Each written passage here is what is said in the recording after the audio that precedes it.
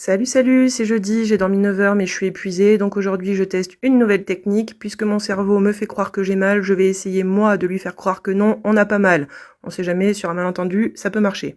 Maxine était à la bourre parce que, je cite, « J'ai rien à me mettre, maman ». En sortant de la maison, on a pu voir les dégâts de la tempête cette nuit, les tôles du poulailler se sont envolées, mais le pire c'était les plexis de ma future serre qui étaient partout à travers le pré. J'ai mis 1 heure à tout ramasser, ça m'a gonflé, il pleuvait, je suis rentrée chez moi faire le ménage. Même si je peux pas bosser à la ferme, on n'oublie pas que là je suis payée, là je suis payée, et là je suis payée aussi. On soit bien d'accord, je ne suis pas une tradwife, mon mari ne me donne pas un petit billet en début de mois en me disant d'aller m'acheter quelque chose de joli avec. Par contre, il me permet d'enlever de ma charge mentale l'onglet « Participer aux charges du ménage », ce qui fait que quand je fais des mots fléchés, que je regarde pousser mes semis ou que comme cet après-midi je décide de repeindre une porte, ça fait chier personne et tout le monde est content. Et si notre système vous fait vous poser des questions, je vous propose de vous poser d'abord cette question. Pourquoi est-ce que beaucoup d'hommes n'ont pas de problème à payer une femme de ménage, mais par contre ont un problème à rémunérer leur femme pour faire le ménage?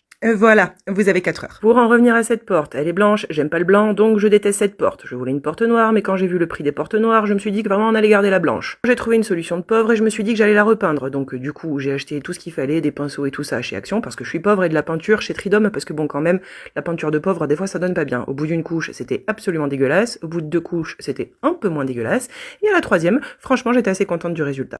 Ah putain, la con de ta pute de merde! Je viens d'enlever les scotch et ce faisant, ça a arraché des morceaux entiers de peinture. Et regardez, l'inspecteur des travaux finis. Non, je déconne, en fait, il vient m'aider.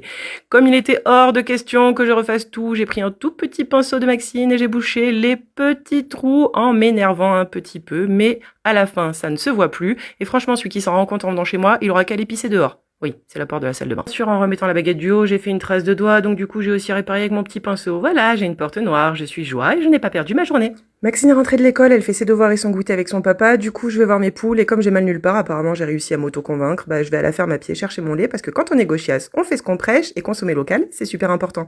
À demain!